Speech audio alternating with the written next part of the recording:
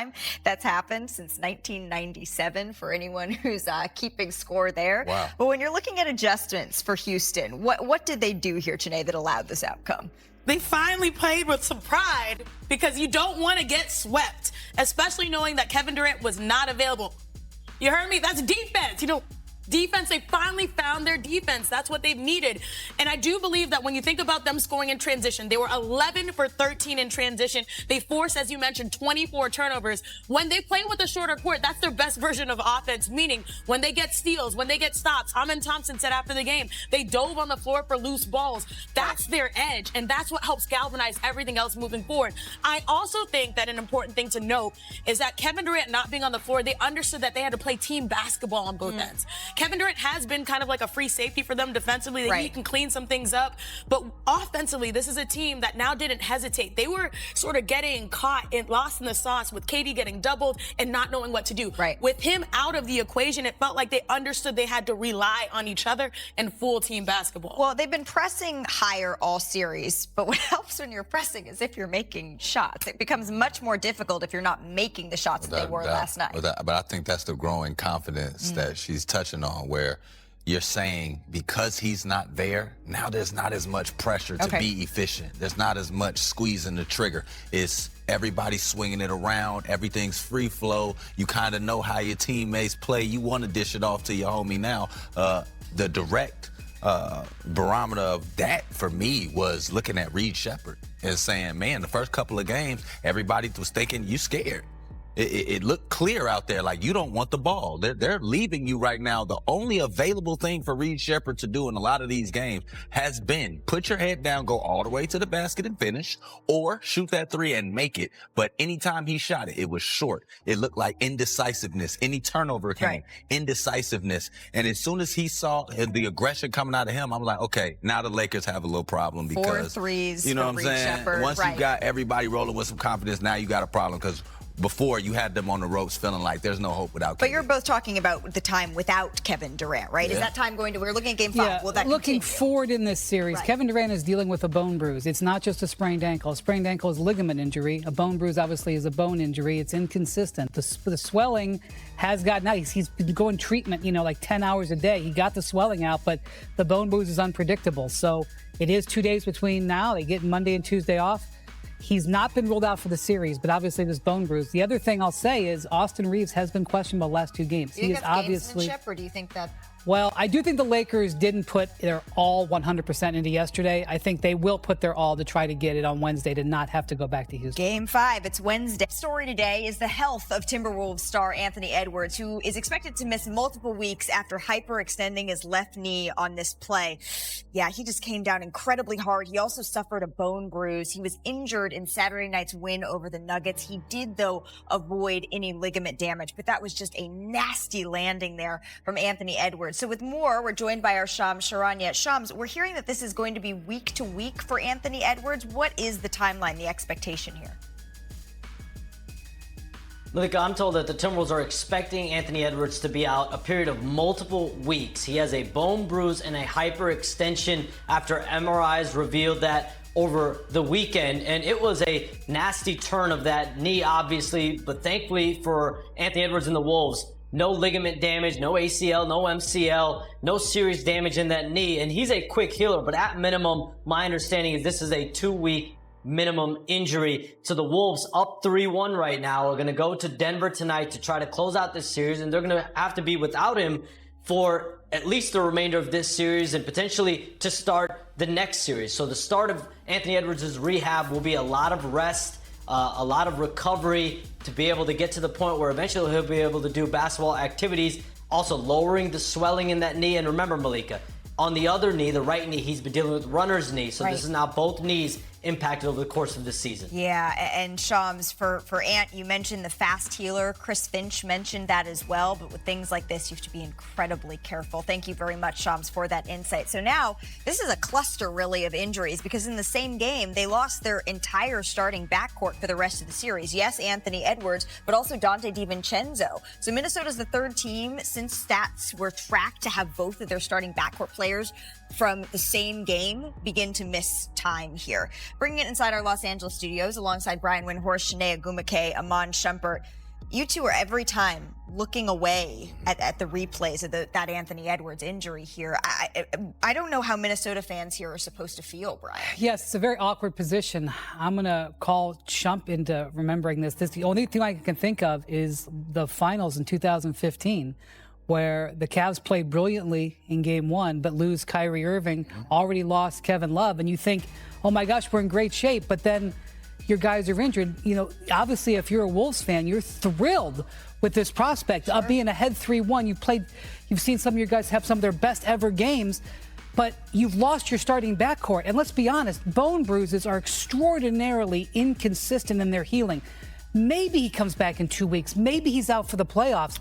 This is a very unique situation. And if you're the Nuggets, even though you've played, frankly, horribly, and we've just seen Nikola Jokic have, in my opinion, and many, the 3 worst consecutive playoff games of his career, they probably should be on the ropes, but they are given life because of unfortunate injury elsewhere, and they need to recover immediately. And so it's a very unusual situation to see a 3-1 situation in the playoffs. The good thing for them, Rudy Gobert, and now me and my brother just figured it out. I think I like Rudy Gobert now. Good.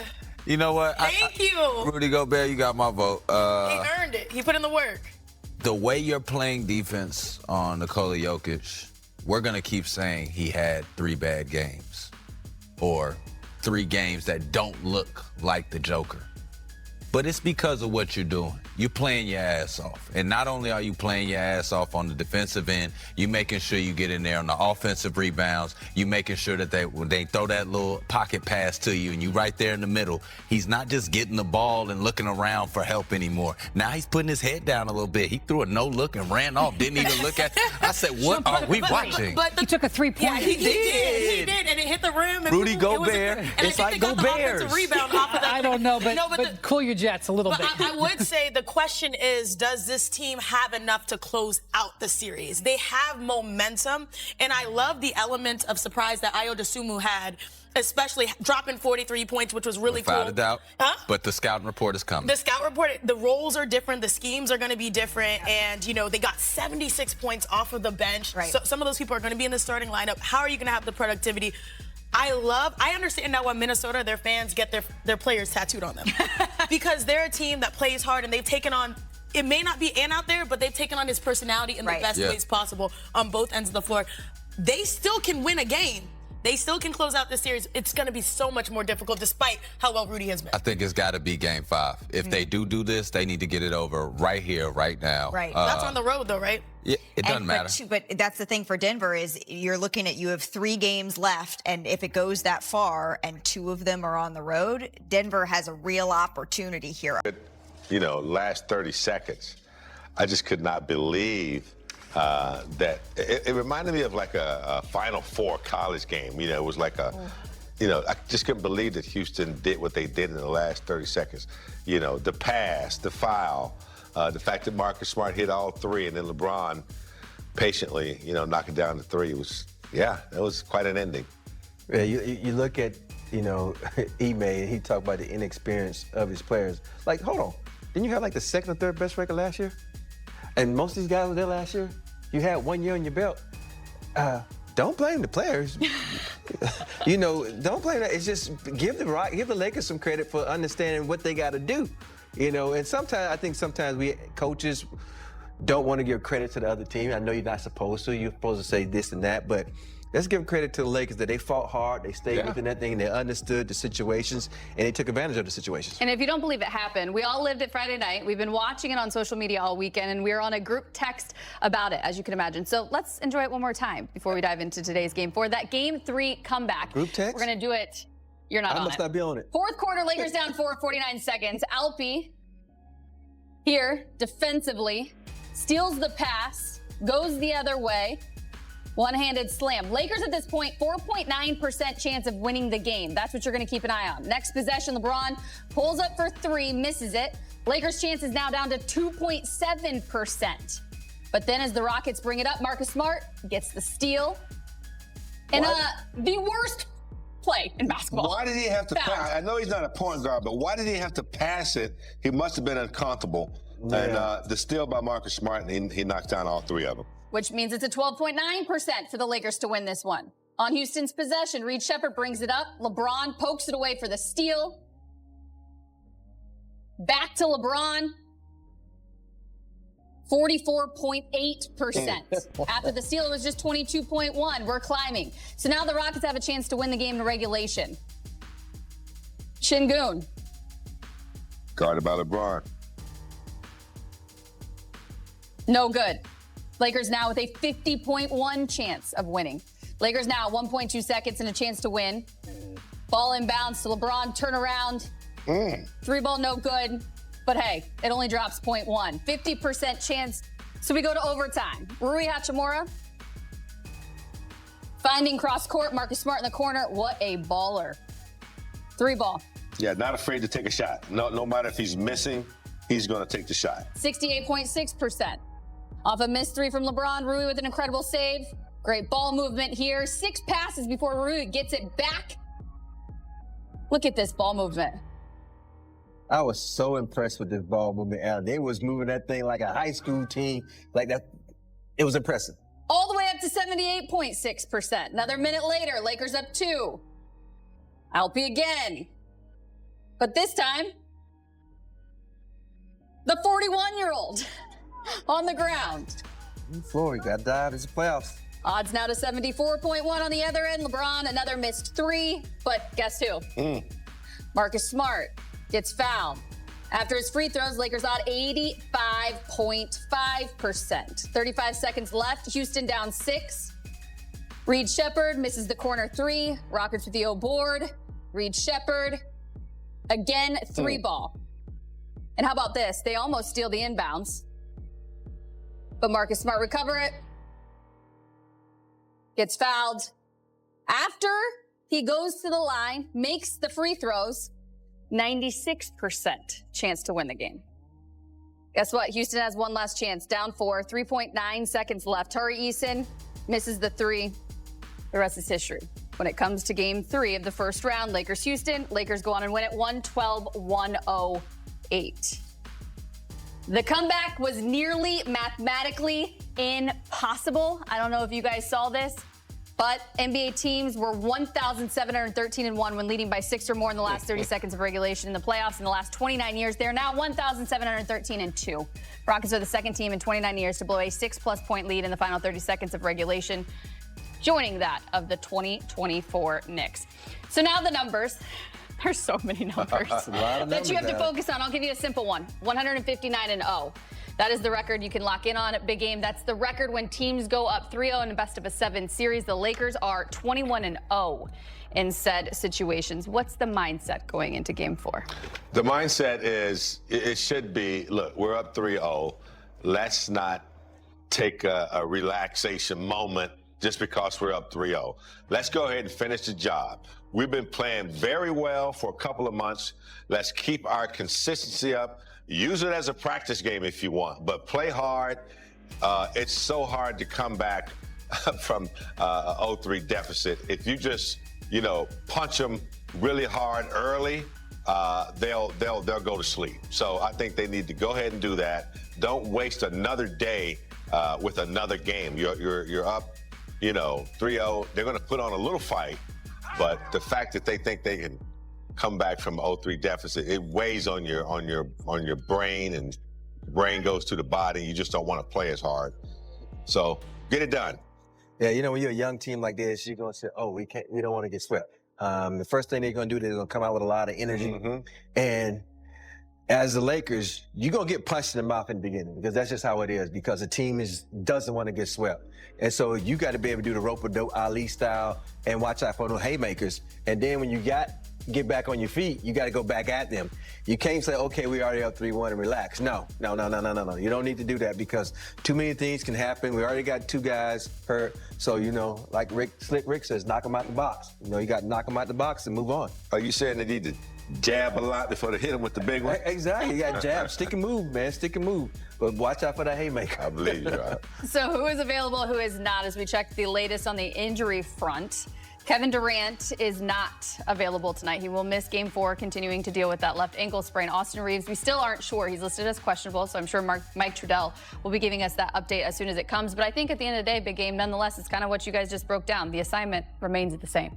It does, and I think the Lakers have proven that they can handle those assignments. You know, without Luka, without Reeves, you know, guys like Rui, Ayton, Marcus Smart, they've stepped up and taken care of business. So it's no different tonight. No KD. Once again, that is in your favor, but don't allow these guys to think that they can win a game. You know, they gave us a gift, in my opinion. I know we worked hard for it, but some mental mistakes. We're up 3-0. Go ahead and get it over with. I don't think they want to try to win 4 games in a row and travel back to LA. It just weighs on your mind. So take care of business early. Let everybody get in there and take care of business. I think also what we have to be very mindful is, like, when you don't have a superstar like KD, this allows them to do other things, other players to have good games. And it's very important that the Lakers lock in defensively. Mm-hmm. You know, the defensive plan against KD was marvelous. And, you know, Sengun came out the next game, had 33 points. So there are capable scorers on his team outside of KD. So defensively, it's going to be so important to lock in and understand the game plan and execute, because this is what the playoff is about. It's about moving parts. But can you stop those parts from getting to where they want to go? And the other thing that concerns me, I think in Game 2, they had 21 offensive rebounds. Mm-hmm. Game 3, they had 18. So that's been a problem with Houston. You can't give up second possessions after some good defense. So they got to be aware of that as well. One that led to that big 3, too, for Reed Shepherd after missing 1. For more, we check in with Lakers reporter Mike Trudell, who's joining us live from Houston. Hey, Mike.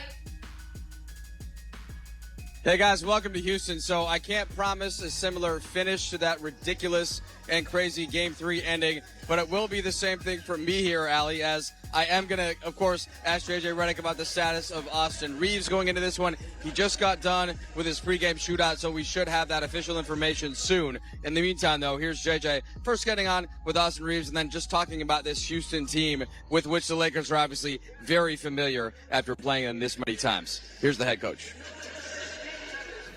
Same procedure as Friday. He'll go through his pregame shooting at his normal time, and we'll go from there. JJ, when it comes to working through a return to play process for a player like Austin, do you try to organizationally just remove every other variable, and it's like if his body is ready, his body's ready, or do you consider factors like the series and where things are at? Yeah, it's a good question. I think it's fair to consider everything. Austin and I had a conversation yesterday for a long time, and I think ultimately the athlete has to feel confidence, and that's always the final hurdle coming back from an injury, is the psychological component of it. Especially with Durant out, Houston's been going with basically the same 5 guys, maybe a couple minutes here or there from the bench. How much does familiarity come into play in a series like this, where the players and the staff is obviously just kind of knows what the other team is going to do, but it is trying to find the margins within that? Yeah, I mean, you can kind of see what happens as you get later in the series. Sometimes you can have a breakthrough. Other times you can end up having Cleveland, Toronto. I've been in enough series as a player. You get 4, 5, 6 games into a series, it's can be hard to score, and I think they've made some small adjustments. They did adjust throughout the game in Game 3, so I think for us on both ends, it's not that familiarity helps you, but it's a challenge. Yeah, I mean, that's a good point that JJ makes, right? Especially in that second half offensively for the Lakers, which was a little bit of a slog.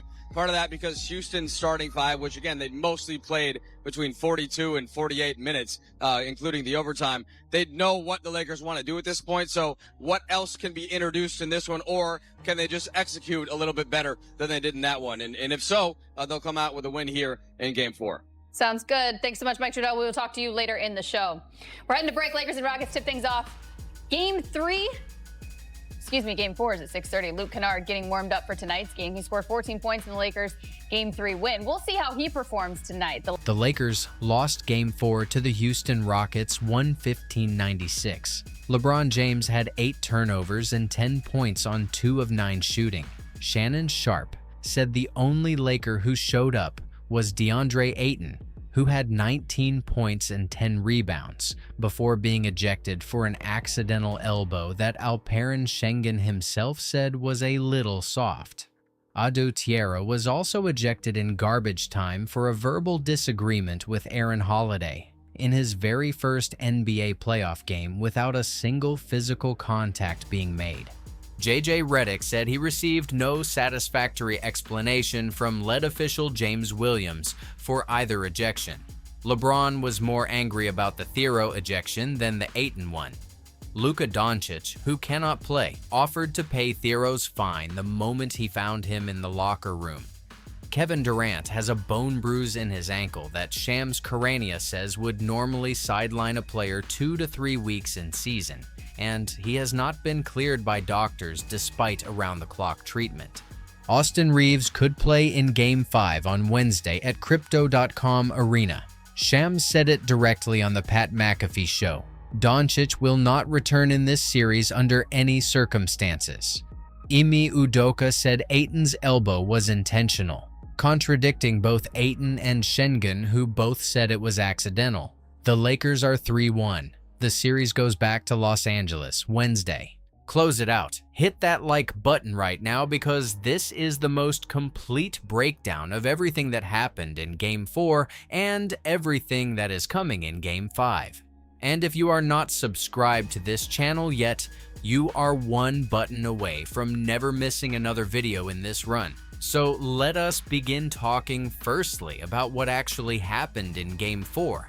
Because the honest and complete picture of a 115-96 loss requires more than the comfortable narrative that the Lakers had a rest game with the series already in hand, and demands the specific accountability that LeBron James himself modeled in the post-game press conference when he said directly that his turnovers were unacceptable, that it started with him, and that the defense was not the problem. The offense was. LeBron finished with 10 points on 2 of 9 from the field, 0 3-pointers on 3 attempts, and 8 turnovers. More turnovers than field goals made in a playoff game where his team needed to eliminate a desperate Houston team on their home floor. Shannon Sharpe did not sugarcoat it on his nightcap show. He said LeBron had as many turnovers as nearly as many points, that the only Laker who came to play was DeAndre Ayton, and that when you give a team like the Rockets life, you cannot be surprised when they refuse to die quietly. The Lakers had 23 total turnovers across the game and went 5 of 22 from 3, a shooting performance so far below the standard established in the first 3 games that it communicates not a tactical failure, but a collective energy failure. A team that arrived at an elimination game in a loud and hostile building without the specific competitive urgency that playoff basketball demands in exactly those circumstances. The Rockets scored 34 points in the third quarter alone against 18 for the Lakers, a quarter that turned a manageable deficit into a competitive rout, and that communicated everything about which team wanted this specific game more. The article's framing of a predictable flat game after 3 extraordinary performances is reasonable as an explanation and insufficient as an excuse because the specific competitive character this team has demonstrated throughout this series, the never-give-up mentality that won Game 3 from 6 points down with 30 seconds remaining, did not appear in Game 4 in any dimension that matters. JJ Redick said the Rockets have been a top 10 defense all season, and that generating offense without the 2 leading scorers is obviously difficult, which is true and accurate, and also describes games 1, 2, and 3, where the Lakers generated enough offense to win all 3. The difference in Game 4 was not the opponent. The difference was the competitive investment level of the team wearing purple and gold. I believe LeBron's immediate and public accountability after the game is the most organizationally important thing that happened on Sunday, not the loss itself, which in the context of a 3-1 series lead is manageable, but the specific leadership behavior of the team's primary star refusing to make excuses, pointing directly at his own performance, and expediting the process of moving forward by not allowing the team to dwell on a result that does not define the series. The DeAndre Ayton and Adu Thiero ejection situation is the specific officiating controversy of Game 4 that the competitive result cannot be separated from, not because the ejections caused the loss, which they did not, but because the specific nature of both decisions and the organizational response they generated from every single person involved communicates something important about the competitive culture this Lakers team has built and the specific organizational injustice that the officiating community delivered in a game that was already being decided by turnovers and energy rather than referee decisions. Ayton had 19 points on 9 of 12 shooting and 10 rebounds in 25 minutes, the best individual performance from any Laker in Game 4 and the specific production that Shannon Sharpe identified as the only genuine competitive effort visible in the purple and gold throughout the evening. He was ejected in the third quarter for a flagrant 2 foul on Alperen Şengün, an elbow that Ayton said was accidental, that he attributed to both players being sweaty during a battle for position in the paint, and that Şengün himself described as not what he expected, and a little bit soft in a post-game interview that represents the most remarkable post-ejection commentary available in recent playoff memory. The player who was supposedly the victim of the flagrant foul publicly suggesting that the ejection was an overreaction. Ayton said he is not a dirty player and had no reason to attack Şengün, which is the specific biographical truth of a player who has never been cited for dirty play throughout an entire professional career that has now touched 4 different organizations. Ime Udoka said the elbow was intentional, a characterization that directly contradicts both Ayton and Şengün, and that serves the organizational interest of the team whose player was ejected without serving the factual interest of what the available evidence actually shows. Adu Thiero's ejection is the one that produced LeBron's most visceral reaction, more than the Ayton decision, because Thiero was thrown out in the final minute of a game already decided for a verbal exchange with Aaron Holiday, in which neither player made physical contact with the other, making it Thiero's first ejection of his entire basketball career and occurring in his first NBA playoff game. LeBron said it was the first time Thiero had ever been thrown out in his life, that it was something normal that happens in playoffs, and that it made no sense whatsoever. JJ Redick said he did not receive a satisfactory explanation from lead official James Williams, and that after reviewing the clip himself, the decision still makes no sense to him. The specific organizational solidarity that emerged from this officiating situation, with LeBron, Redick, and every other voice from the Lakers organization expressing the same honest assessment of officiating decisions that even the other team's best player questioned, is the specific collective identity that makes this group feel like a genuine team, rather than a collection of individuals managed by a coaching staff. I believe the ejection of Thiero is the moment of Game 4 that will age worst in the historical evaluation of the series, not because it changed the outcome, which it did not, but because throwing a rookie out of his first playoff game for a verbal exchange in garbage time of a blowout is the specific officiating failure that sports should not produce in its most important competitive context. Luka Doncic offering to pay Adu Thiero's fine the moment he found him in the locker room is the Specific human detail that tells you everything about why this Lakers organization has the specific competitive character that won 3 consecutive playoff games without its 2 best players. Because a franchise player who cannot participate, who is watching from the bench with a torn hamstring, who has his own injury and rehabilitation and organizational stress to manage, chose in the immediate aftermath of a playoff loss to find the youngest player on the team. A rookie who just had the worst possible first playoff experience available and offered to absorb the financial consequence of an officiating decision that was universally considered unjust. The fine for Thero's ejection is estimated at approximately $4,000, which on a salary of $1.2 million per year represents a meaningful percentage of a monthly paycheck for a player who has not yet established the financial security that veteran contracts provide. Doncic's offer was not a public gesture designed to generate positive coverage.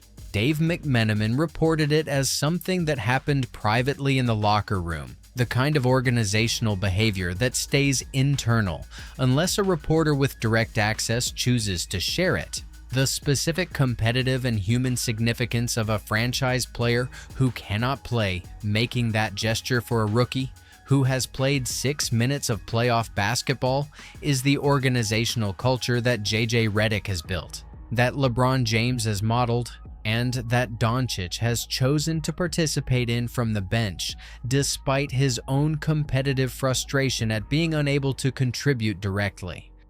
LeBron watching his son play playoff basketball has been the emotional narrative of this series. Doncic paying a rookie's fine from the locker room is the organizational narrative of this series. Both of them together describe a team that is competing for something larger than individual statistics, and that is the specific competitive foundation that makes Game 5 on Wednesday not just a series closeout opportunity, but the next chapter in something that feels genuinely meaningful beyond the scoreboard. Thinking about it carefully, Doncic's locker room gesture is the most important thing that happened on Sunday that nobody was talking about in the immediate post-game coverage, and it deserves the specific recognition that organizational culture stories always receive too late and never early enough. This is exactly where this channel delivers the analysis that the mainstream coverage misses: the locker room story, the injury context, the coaching detail, the organizational narrative that explains why this team is different. If you have been watching these breakdowns and you are not subscribed yet, you are genuinely going to miss the Game 5 closeout analysis that drops Wednesday night. One button. Free. Do it now. The Kevin Durant bone bruise revelation from Shams Charania today is the specific medical update that transforms the entire narrative around his injury situation from a questionable ankle sprain into something considerably more serious and considerably more consequential for the Rockets' organizational evaluation of this series and this season. Charania reported on the Pat McAfee show today that Durant has a bone bruise in his sprained left ankle, a different and more serious injury classification than the ankle sprain that had been the organizational description of his condition, and that bone bruises of this type would normally sideline a player 2 to 3 weeks in a regular season context. Durant has been receiving around-the-clock treatment in an attempt to compress that timeline, but has not been cleared by doctors despite that treatment, which means the organizational effort to get him available for this series has been maximum, and the medical response to that effort has been insufficient to produce clearance. The specific implication of a bone bruise rather than a simple ankle sprain is that the aggressive treatment approach Udoka described was not only necessary but insufficient, that the specific biological reality of a bone bruise does not respond to treatment in the same way that soft tissue injuries respond, and that the 2 to 3 week normal recovery timeline cannot be compressed by around-the-clock attention in the same way that muscle strains sometimes can. Durant is expected to potentially return for Game 5 on Wednesday, which is either the most encouraging possible news for the Rockets or the most concerning possible indicator that an organization desperate to save its season is considering returning its franchise player to playoff competition before the specific medical condition that kept him out of 2 consecutive games has fully resolved.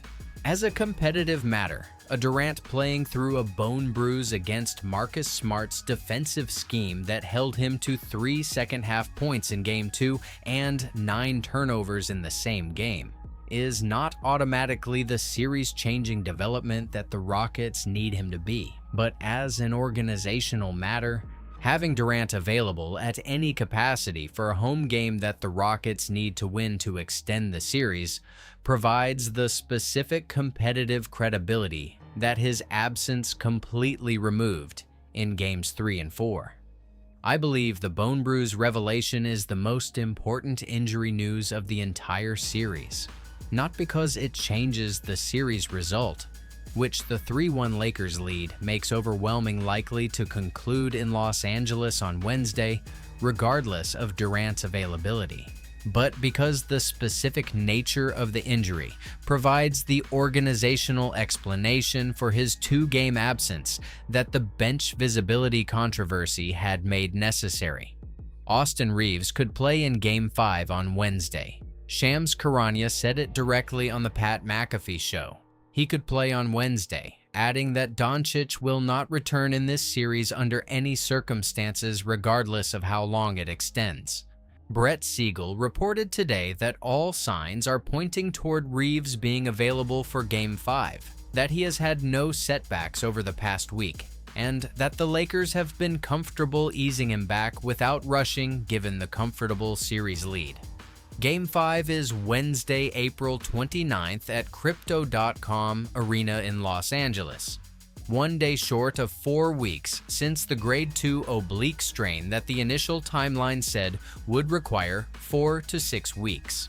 The organizational decision about whether to play Reeves in Game 5 is the specific tactical and medical question that Redick will answer based on how Reeves responds to his Wednesday morning shoot-around. But the organizational logic for playing him in a closeout game at home is considerably more compelling than the logic for playing him in a road game against a desperate opponent, which was the specific context that made the Game 4 caution completely defensible. Crypto.com. Arena on a closeout game provides the lowest possible competitive risk environment for a player returning from an oblique strain. The crowd is supportive, the team is in control of the series, and the specific competitive pressure is on the Rockets to prevent elimination rather than on the Lakers to produce a specific outcome. A Reeves, who plays 20 controlled minutes in Game 5 and arrives at the Oklahoma City series with 4 games of competitive rhythm, is a dramatically better competitive proposition than a Reeves who has watched from the bench for 5 consecutive playoff games and must reintegrate into live game action against the best team in basketball in a second-round series that the Lakers need every available advantage to compete in. The specific organizational urgency of closing this series Wednesday without allowing it to reach a Game 6 in Houston, where Durant might be available, and where the Rockets' home court advantage and competitive momentum from consecutive wins would create the specific environment that makes improbable things happen, is the competitive context that makes Game 5 the most important single performance the Lakers can deliver in this entire first round, regardless of the 3-1 series lead. I believe Reeves plays Wednesday, that his minutes will be controlled and purposefully managed, and that the specific organizational intelligence Redick has demonstrated throughout this series will produce a closeout performance that sends this team to the second round with the full understanding of what awaits them against Oklahoma City, and with every available player as healthy as the medical timeline can produce. The Rockets finding their defensive identity in games 3 and 4 by forcing 20 and 23 turnovers respectively is the specific competitive adjustment that the article correctly identifies as Houston's most sustainable path to staying alive in this series. And it is also the specific reminder that the Lakers cannot treat Game 5 as a formality regardless of the series lead, the home court advantage, or the organizational momentum that winning 3 consecutive games without Doncic and Reeves created. The Rockets built their entire organizational identity around elite defense. They have been a top 5 defensive team for 2 consecutive seasons. And the specific athletic profile of their roster, with Amon Thompson's length and Jabari Smith Jr.'s versatility and Reed Shepard's gambling defensive instincts, is precisely calibrated to force turnovers and generate the transition opportunities that their young athletic offense converts most efficiently. In games 1 and 2, the Lakers executed against that defensive identity with the specific offensive discipline and ball movement that Redick's system produces when functioning at its best, limiting turnovers, generating quality three-point looks, and pushing possessions into the late-game clutch situations where Houston's 2023 clutch record was the exploitable vulnerability. In games 3 and 4, the Lakers had 20 and 23 turnovers respectively, which means the Rockets' defensive adjustment, or more accurately, the Lakers' execution decline, has produced the specific competitive environment where Houston can win regardless of the offensive limitations created by Durant's absence. LeBron said the turnovers were the kryptonite of Game 4, a metaphor that is accurate and specific, and that identifies the precise competitive correction needed for Wednesday. And Austin Reeves, who returns in Game 5 and takes primary ball handling responsibility away from LeBron, who has been operating as a de facto point guard in ways that the 23 Game 4 turnovers communicate, are physically and cognitively demanding at 41 years old over the course of 4 consecutive playoff games, is the specific organizational solution to the turnover problem that no tactical adjustment from the coaching staff can fully address without the additional ball handling resource Reeves provides. I believe Game 5 on Wednesday will look completely different from Game 4. Not because the organizational energy guarantee is automatic, but because the specific competitive combination of home court, closeout urgency, Reeves' potential return, and LeBron's competitive pride after a performance he publicly described as unacceptable creates exactly the organizational intensity that this team demonstrated in Games 1 through 3, and that Game 4 in Houston on the road with a 3-0 lead simply did not demand enough from everyone involved to produce consistently.